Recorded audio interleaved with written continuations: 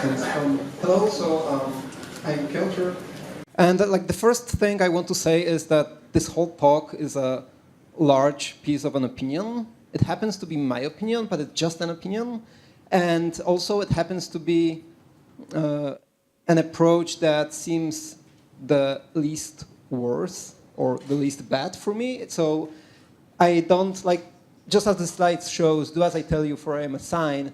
This is not like ex cathedra opinion that you should apply. You should definitely come to your own conclusions about what I'll present in here. And again, this is something that works the best for me for now and has been for a few years now, but I'm looking forward to finding even better solutions in the future because as with any technical solution, it has its own downsides. Is there anyone actually from Florence in here? Okay, awesome. Anyone from Siena? Okay. Oh, okay, there is somebody. So it seems like Florence and Siena has the same relationship as Warsaw and Krakow. So I'm kind of very grateful for the organizers to have both a Piotr from Warsaw and a Piotr from Krakow who will be closing this conference. And also, again, on another note, the first time I was in Florence was for my honeymoon, so it seems there's also a pattern of why I was invited here. We'll see whether it holds for the other speakers. Anyway, I want to tell you about Bogus, but only as a tool for achieving the things that I want to show you. They are generally universal across languages. In most languages, the issues are the same, and Bogus is just one of the approaches to show it. And the title is a tongue-in-cheek reference to a talk by Joe Rainsberger, who said integration tests are a scam. So what are integration tests, and why should you care?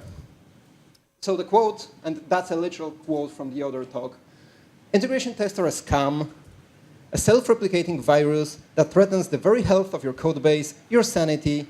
I'm not exaggerating when I say your life. You really should watch this talk. It's quite an old talk, and there are places where you might cringe at the delivery or some references in there, but its technical merits are very good and at least universally thought-provoking. So I really encourage you to watch this talk, and I will be referring to things from that talk in this one. So what are integration tests? What kind of different types of tests there are in general? And there are a lot of very different taxonomies of tests, but one of them is kind of this approach where you have end-to-end tests that say whether the whole application boots up and follows, the test usually tests the happy path, maybe some kind of obvious non-happy paths like login failures and so on. But in general, the end-to-end tests usually tend to check whether everything still works, which is this basic approach that we are so invested in our test suite that we really like to know whether the application works despite the test passing. So that's one thing that should be thought-provoking, that we need those end-to-end tests to be sure that it all works. The integration tests are these 2-3 few pieces wired together properly and work as a whole. So we take a piece of the application and we see whether that application and its kind of direct collaborators usually work together well enough when they are not stabbed out or mocked out. And then we have unit tests which check whether at least this one piece works properly. And we actually do need, or at least seem to need, all of those 3 kinds of tests. The unit tests, I want to be very deliberate about it. They not necessarily need to test one single class. A unit of your code base might be a few classes together that are implementing something very small and usually are very tightly wired together. So don't get or to put it another way, shun the idea that unit tests need to be tied exactly to one class. It might be a few classes together, maybe because some of those classes were extracted from that single class. But in general, we actually do need, I posit, the unit tests at least, because they, when you change something in your code base and you only have end-to-end tests, and suddenly 80% of your tests fail. And this is not a very convenient thing to do. So I posit that you need unit tests. I kind of feel good about end-to-end tests because they at least check whether everything booted up. And the big question is about integration tests, whether they are worth it. And again, this is an opinion. This is an opinion that they might necessarily be required, but also, if you feel that you need them, by all means need them. In general, the more tests, the better if they are written good enough. Like the worst thing you can have is too many tests that basically make any kind of change in your code base, any refactoring break. So like definitely do not have tests that are too tight to your code base, and be very, very open about deleting tests that do not bring value. But in general, this is not a talk against integration tests. This is a talk how you can limit the number of integration tests you need if you feel like it, towards having a better unit test and having better mocks and stubs that you can actually trust. So why do we do it? End-to-end tests to check whether things actually work and have a fallback when they won't, and this peace of mind that the application actually boots. If you have a test suite of only unit tests, you might end up eventually at some point in a situation where all of your test passes and the application doesn't boot up. And this is not a very good situation because there's this feeling that your tests are basically lying to you. Integration tests are basically this idea that end-to-end tests are too slow and writing too many of them is really painful.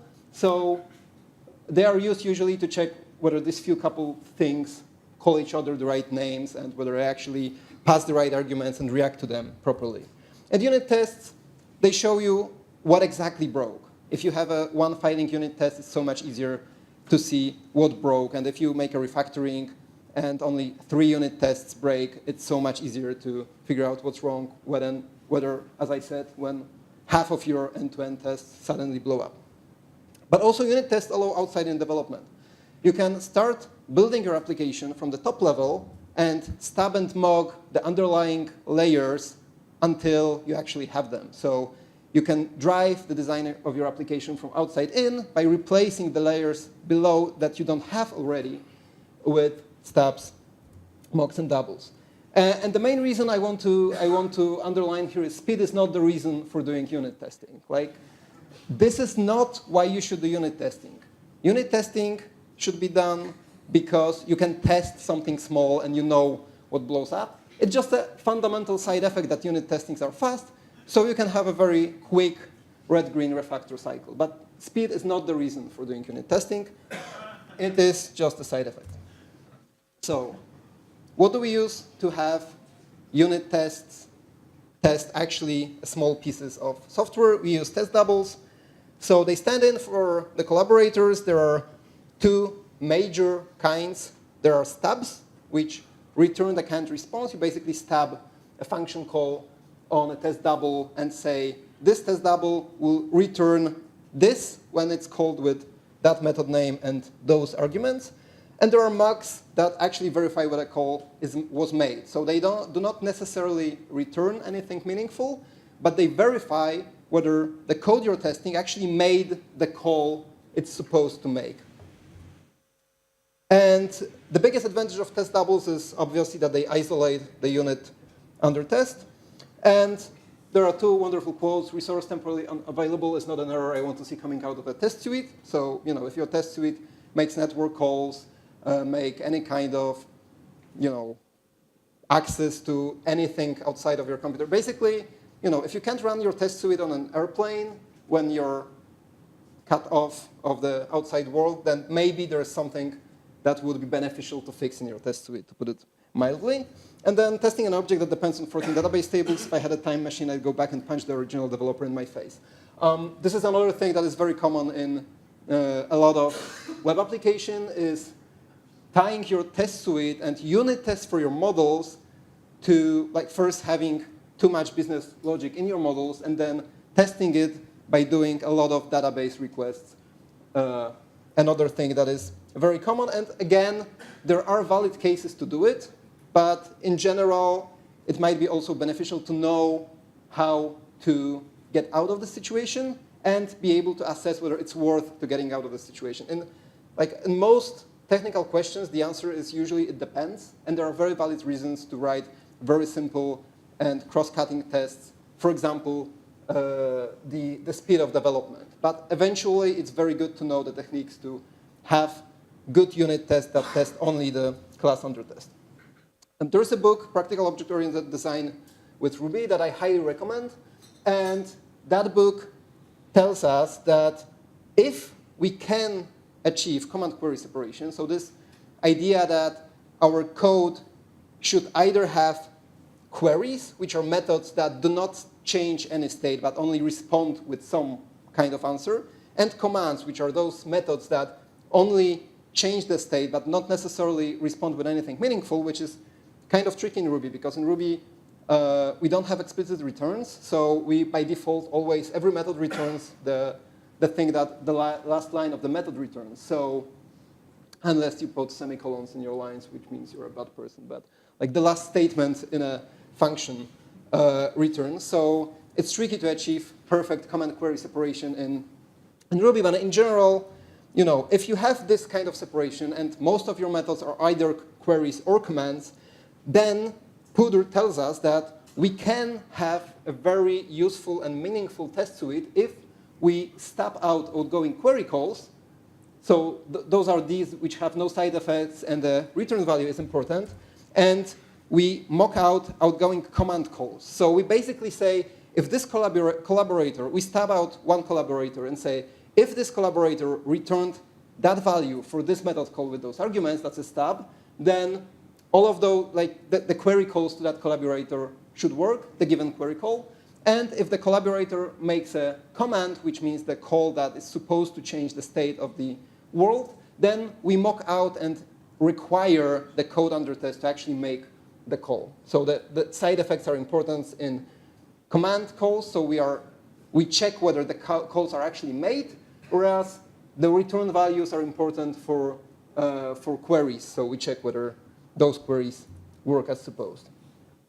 What about ongoing non-command query separation calls, which sometimes happen? Things like popping off the top element of a stack is usually a good example where we want to, A, change the world, which is pop out the element of the stack, but also want to have this element. We could do this in a command query separation. You could actually make a call, one call that pops something out of the stack, and then another that returns the last thing that used to be popped out of the stack. But it's kind of, in many cases, again, this is going very literal with a rule that should be always questioned. So there are non-command query separation calls that usually actually turn out to be much more useful. So in those cases, we have mocks with return values, but in general, you should always kind of think whether this is something that your code should be doing, whether there isn't a way to achieve command query separation without a lot of pain, and thanks to this have kind of universally better design, obviously with a caveat that may be not necessarily more obvious. So the only tests, in this case, for the unit test, the only things we test are incoming calls to public API of the object. Like you don't, in general, and this is I feel very strongly about, you don't test private methods. If you feel your private methods are doing so much that you want to test just that private method for whatever reason, it usually means you should be putting it out to its own object and having a separate unit test for that and kind of extracting this. If the behavior is so complicated that you want to test a private method, it usually means it belongs to an object of itself. So you only test incoming calls to public API of the object in a unit test, and then if you have command query separation, you stub out the queries and mock out the commands. So you know whether the commands are made, and you know whether your objects work with the query responses.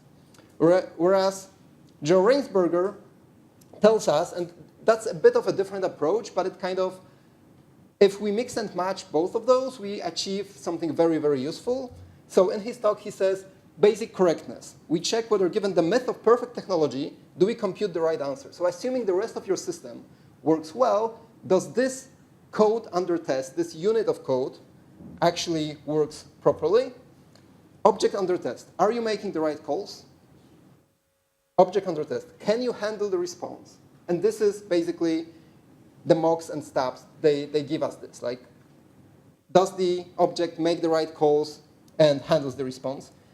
But this is something that usually is much more trickier. Collaborator, can you handle the call? And collaborator, do you give the right response? Because the biggest disadvantage of mocking and stabbing a lot is what happens if our mocks and stabs are different than what actually works in our system. And if we don't have like any mechanism to reconcile our stabs and mocks with what actually is implemented, then we might end up in a very sorry place that I will show in a second. So the heavy use of doubles is, on one hand, required to drive design from outside in. So if you're building a system from outside in, by necessity and by definition, you have to stab out and mock out the underlying layers because you don't have them yet. And also, they are required to isolate in unit tests. But the biggest problem with this is if you don't have any kind of mechanism that checks whether your stabs and mocks actually pretend to be something that exists, then you might end up in a situation where you have green suite and unbootable app. And this is a very, very bad place to be in because you shatter trust in your own test suite. And you kind of feel like this whole idea of testing software, it kind of feels bogus because I have a green test suite and my app doesn't work, even though I properly tested everything with unit tests. So what's the problem with doubles? Like, what if the outgoing call is wrong? What if you're making a call that doesn't actually exist? You're calling a method that has a different name because you made a typo, especially in Ruby. That's, it's caught in runtime, not in, you don't have a compilation phase. But also, if your mocks or stabs aren't connected to actual objects beneath, then you don't have this. Or what if you pass two arguments where the method actually now takes only one? And what if the outgoing call is right, but the collaborator can handle it? What if you make a call with a proper function signature, but suddenly the collaborator blows up rather than responding with the value that you're stabbing out? So this is a wonderful quote from Florian, describe mocks and stabs are connected correctly. Like, if you have this in your test suite, it usually means that you actually felt this pain and try to work around it. But this is not necessarily the right way of doing this. Like, having your own code that checks whether the mocks and stabs are connected correctly, whether the things that they are stabbing out or mocking out exist and work as expected is like, in an ideal world, you shouldn't be doing this kind of testing. You should use a mocking or stabbing software that does this for you, basically. So the wrong solutions, I know, end-to-end tests. This is why we have end-to-end tests. They will catch this and catch this. So the problem is they won't. You can't really test all the code paths. Anytime you have an if in your code base, you should have at least 2 end-to-end tests. If you have 3 ifs, you should have 8 end-to-end tests. If you have 10 ifs in your code base, you need 10,024 end-to-end tests just to test those 10 ifs. So it doesn't really work this way. And the answer is, so that's why we need integration tests, because we actually check this way whether the calls actually succeed. And the problem is, again, it's still, in a lot of opinions, and partially in my opinion, they test way too much. And you still can't really test all of the code paths. If you had integration tests across 5 objects, and they have, again, 10 ifs between them, you still need 10,024 end-to-end tests to check the code paths. So this all was kind of very wave-handy and kind of glitter or powder. So let's see some code now. I'm very sorry about this. With a huge disclaimer that there is some bad O design for the sake of simplicity, suboptimal testing practices for the sake of simplicity. And in general, if you find something in those slides that really bugs you, please tell me, but I'm aware of a lot of things with the code examples that I would do differently in my own code base, like not using instance variables directly, but rather using accessors. I just kept them simple so that you can understand them just by glancing at them at a conference on a slide. So let's have a weather service for airplanes. So we have a weather class that has a for method, and it returns weather at the location of a given plane. So we have like a charter flight.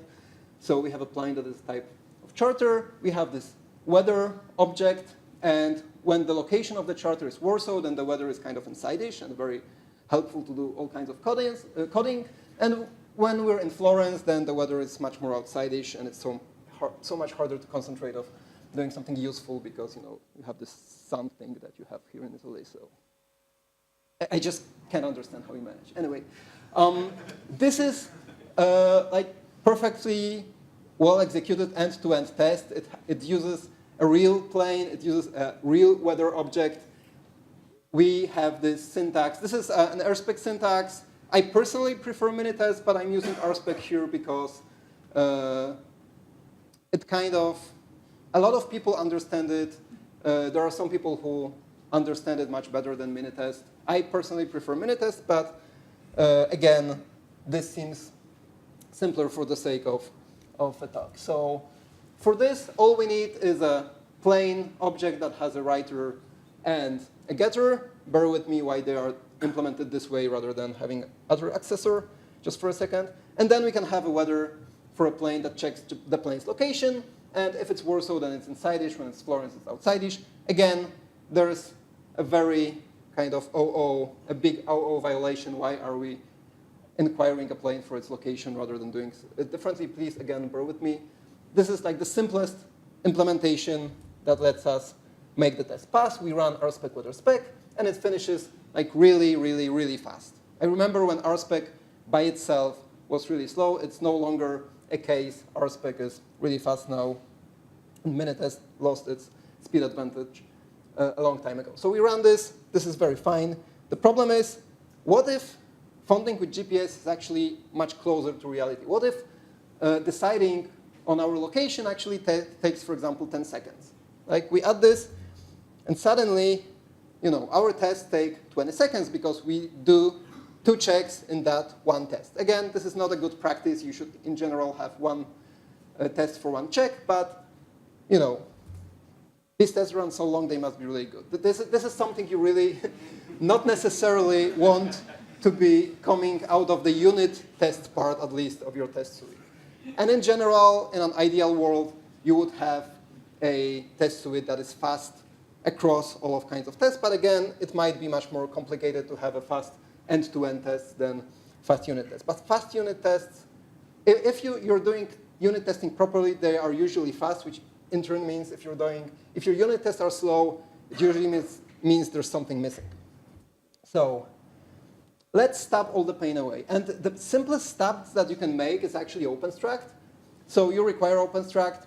A common mistake in a lot of code bases that I hit that is not obvious at first is that a lot of development libraries depend on OpenStruct. So your tests are passing because some of the development library requires OpenStruct. And then in your code base, you use OpenStruct for whatever reason, which is potentially another issue. But I'm sorry to be losing thought, but I see Xavier giving me those stern looks across the room, and I'm not sure what he thinks about what I'm saying. So whenever he's not even smiling. This is creepy. Anyway, don't forget to require OpenStruct. A lot of development libraries do it for you, but then on production you learn that you should require OpenStruct when you use OpenStruct. So this is like the simplest possible step, which is you use OpenStruct, you set the location on the charter, which is an OpenStruct, so you can do that, and then check whether the weather for method works. So we run this, and it now runs, again, really, really fast. So the problem with this approach, with this kind of very COBOL-like stubbing, is that if we have a change of heart and decide that the method should not be called location but whereabouts, then we change it very consistently, and our plane no longer has a location, it now has whereabouts. The problem is, what happens to our test suite? Like, what breaking change? We run it, and it works because our stabs out location, and our weather for calls location.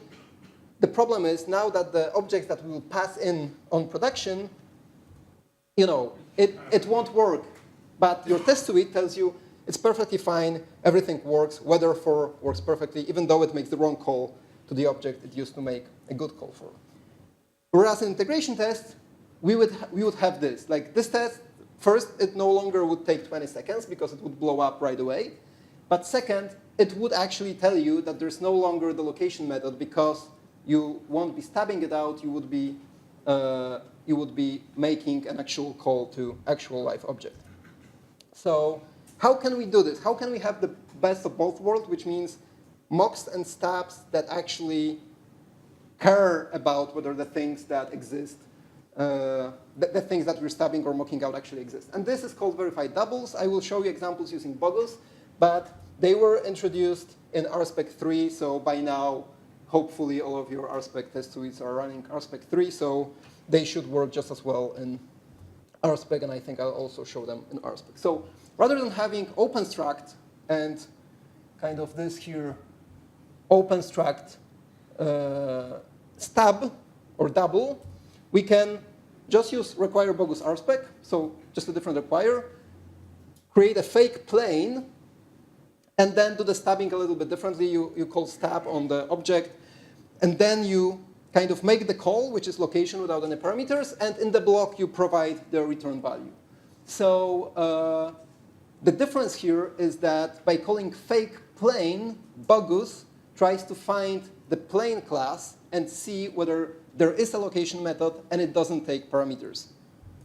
So if you try to run this, this is a unit test. Like everything is stubbed out. No real location calls are being made. Nothing will be slow in this implementation. But Bogus will tell you you cannot stub a location method on a double that is supposed to be a plain double because that object does not respond to location.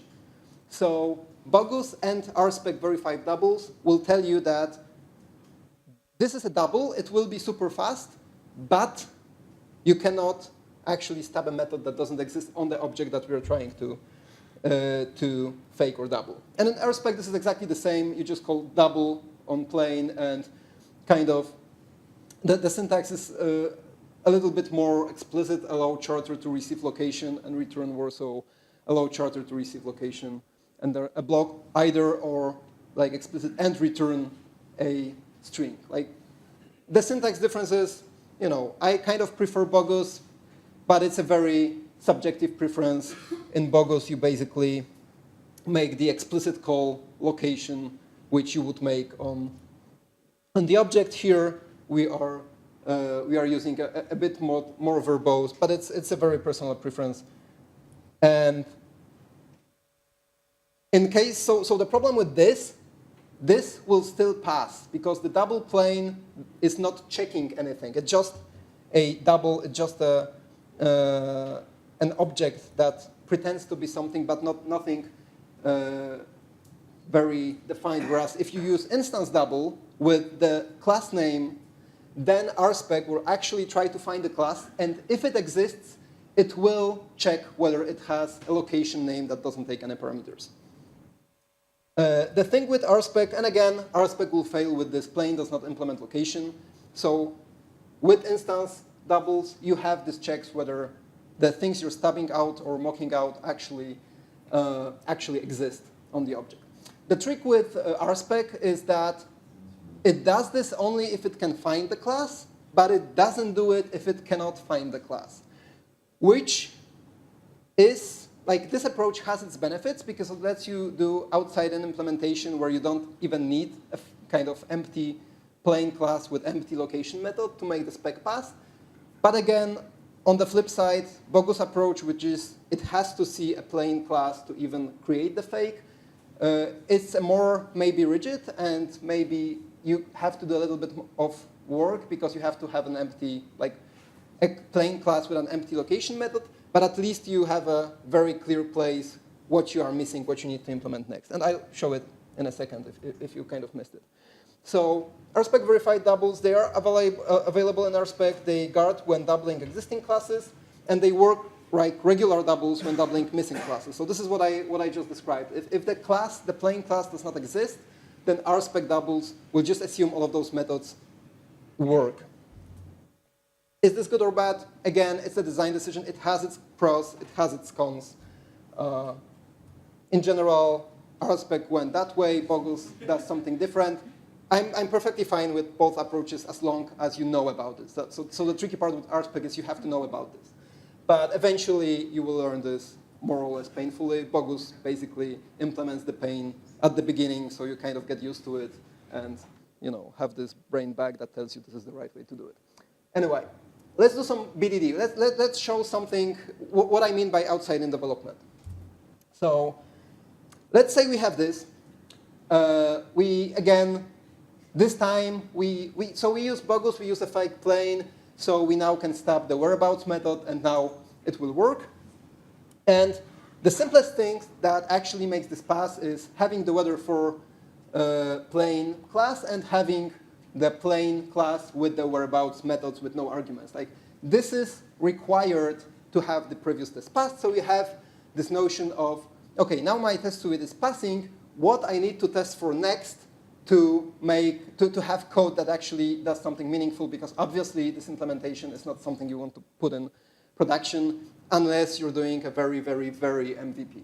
But in general, you want to have methods that actually return, implement something. But Bogus lets you do this kind of development where it's obvious that the contents of the whereabouts methods are missing, for example. And this is the next things you need to implement. So let's see how it works when we query an external service. Let's say we use, so the weather class is just a front for querying some external service. So let's have a fake service. Let's have a fake plane that is located in Warsaw. And then this is another way of creating stubs in Bogus, where if you want to return always the same thing for the same method, regardless of when it's called or how it's called, then you can do this like shorthand fake.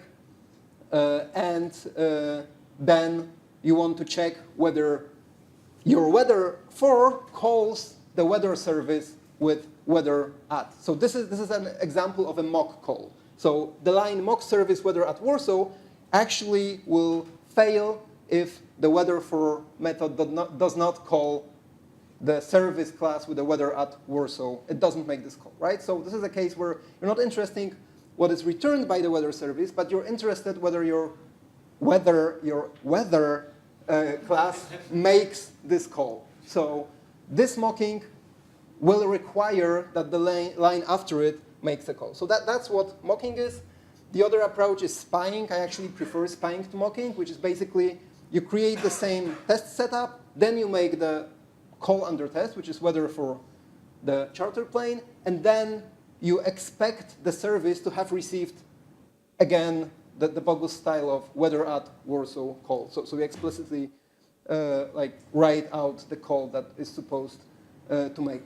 Again, this is a very personal preference, it's a styling preference, whether you like to mock or spy. I prefer spying because it's more explicit to me. You kind of have a test setup, you execute the code under test, and then you expect this to have made the given call. But there are people who prefer to have mocks rather than spies, which is basically saying upfront the call is supposed to make. So this was required to make the call. There has to be a service object with weather at method that takes one argument, a plain object with whereabouts method that takes no arguments, and so on and so forth. And we get something. We end up with dependency injection by kind of way of implementing. There are people who are not very fond of dependency injection. I actually, in Ruby, it's so, it goes without all the ceremony that you would have to have in Java, for example. So I'm actually very fond. And this is, again, a tongue-in-cheek quote. Seems like mock is TDD leads to designing objects which don't appear to any test, but not writing tests leads to objects that do. Again, a very strong opinion. I'm actually not very fond of pushing test-driven development on people. It works really good for me, but a lot of people don't like it, and that's also kind of perfectly fine. So a lot of people say you should fake roles, not objects. So faking roles, how do they work? How does it work to fake roles, especially in Bogus? So for example, let's say conferences can also have whereabouts. And you can check whether at a conference, just as well you can check whether at a plane, because all you care is whether the object responds to whereabouts. So we can have this setup. The thing with this is, we would have to make these two calls if you want to check whether it works both with conferences and planes. Whereas what you should probably do is have a role, have something that is pinpointable that You have conferences which are pinpointable, which means they have whereabouts methods, and planes which are pinpointable, which means they have whereabouts methods. And Bogus will check whether both of those classes have instance method that is called whereabouts and doesn't take any arguments. So this is very useful. Again, you can actually create this kind of fake. If you use it across your system, you can create it in your test helper, which basically says all of those classes have to have the same methods with the same arity. And this fake will check whether the stubs or mocks you make on it or actually have, like they exist on all of those three methods, file logger, UDP logger, and logger over Avian carriers. There's this wonderful April 1st RFC that tells you how IP works when implemented over avian carriers. So this is a wonderful quote. You can do that with test-driven development. No, you can do this with test-driven development. Again, TDD is something that if you invest, in my personal opinion, if you invest a lot of time in it, it makes you a better developer. But again, I'm perfectly fine with people who don't like it. Like writing tests in the first place, like having tests in the first place is much more important than whether you do it. The last thing I want to cover is contract tests. They are still experimental in Bogus, but they have been working really well for some time now. So we kind of advertise them. At least I do it. And let's have this situation where we have kind of navigator that gives you a best route depending on whether the given airline implements a given flight. So you have a fake airline. You check whether what are the destinations from, for example, Warsaw, and a charter airline will give you Florence as a direct destination. So a navigator will tell that the best route between Warsaw and Florence is a direct route. Whereas if you have a scheduled airline, then you have to fly through CDG. If you wonder where I was kind of making small adjustment to those slides yesterday, the wireless at CDG is really, really good. And I actually made a 7-way hangout with video over the free wireless at CDG. So surprisingly well. Anyway, navigator actually checks whether, like, how can you get to Florence? And in this case, you have to go through CDG because there's no direct connection. So let's try to implement it. We have an airline class with a destination from method that takes one argument. Bogus will make you do it. You have a navigator that takes our airline. And then you implement it in a very crude way. Basically, if there's a direct connection, return this direct connection. If there's an indirect connection, like otherwise try to find an indirect connection, which is a very simple algorithm that just checks whether there's a one-stop connection, and otherwise it fails with this. Well, at least it doesn't return nil, which is another pet peeve of mine. It's methods which sometimes return something, sometimes return nil, and it's not obvious that they do it. So again, a very different discussion whether it should raise an exception or return nil, and the caller should take care of it. Anyway, we have this, we run it, everything passes.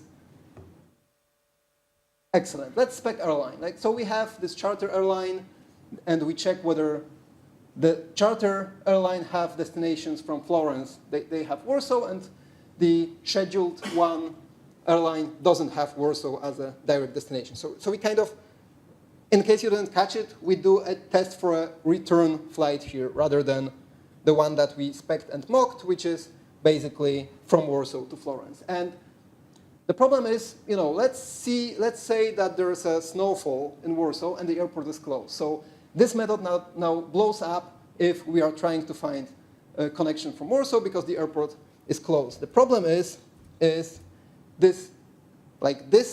airline spec passes, the navigator spec also passes, even though this code won't work. Like if you put it in production, it will blow up even though all of your test suite passes.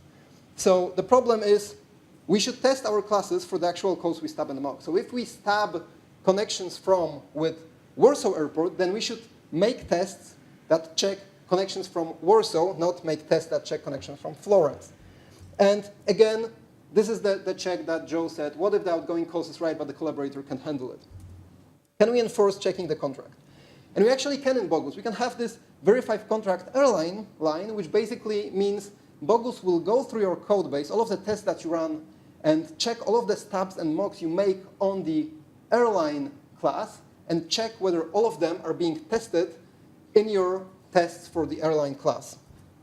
And Bogus will tell you the actual interactions were destinations from Florence, whereas you don't test for the interactions you stub and mock, which are destinations from Warsaw and Paris. So we must test destinations from Warsaw because other stuff depends on it. So to recap, what if the outgoing call is wrong? Verified doubles will catch this. What if the outgoing call is right, but the collaborator can handle it? And for this, we need contract tests, which I think our spec still doesn't have. I will have to check, but again, to recap, please play with RSpec verified doubles. If you want, please play with Bogus. If you have this wonderful line, which I highly recommend, it will let you do this kind of stuff, clone GitHub, or you could have another line for GitLab as well. This kind of git clone, so which speeds things up if you want to have clones that are not HTTPS based. Bogus also supports Minitest and Minitest spec. Please read this book. This is a very, very good book from Sandy Metz. Please watch this talk from Joe, and I clicked. And please watch Boundaries, which is a wonderful talk from Gary Bernhardt, which gives you yet another approach of having a functional core and imperative shell, which is another very good approach to building systems that need a very small and relatively painless kind of testing. To recap, talk to your doubles about their behavior. Don't let them derail your trust in unit testing. The worst thing you can have is unit tests that pass even though your system actually breaks in production. Like, don't end up in this situation. Tell your stubs and mocks to verify whether they actually work. Thanks, I'm Piotr. I work at RubyDay2016. We are very happy to be here. And if you have any kind of Ruby on Rails or like React, Ember stuff, we would love to help you. And thanks so much. The slides are already at this website if you want to see them. Thank you.